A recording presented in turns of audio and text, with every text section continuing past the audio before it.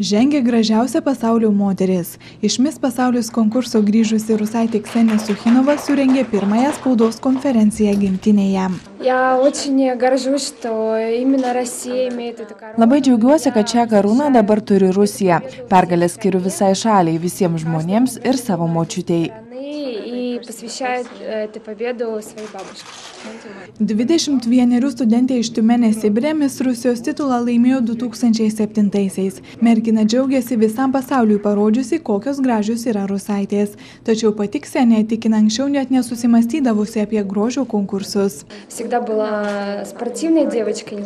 Visada buvau sportiška, tačiau apie grožio konkursus negalvodavau. Jais susidomėjau tik prieš 3 metus. Tapau Miss Tiumenė, vėliau Miss Rusija, o dabar Miss pasaulis. Kalėdas Ksenija ketina sutikti su šeima ir draugais gimtajame mieste.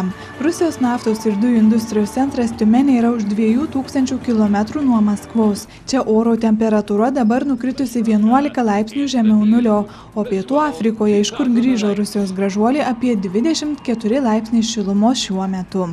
Nepaisant didelio temperatūrų skirtumo, Suchinova gali tikėtis šilto sutikimo savo universitete, kur 5 metus studijuoja kibernetiką.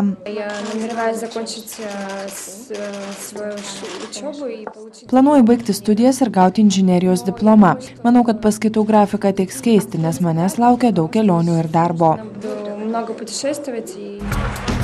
Paklausta apie asmeninį gyvenimą, Suchinova prasitarė širdies draugo neturinti. Congratulations, Russia! Give her a big wave! Yeah! Mano širdis laisva, tačiau dar prieš grožio konkursą neketinau ištekėti anksčiau nei 24.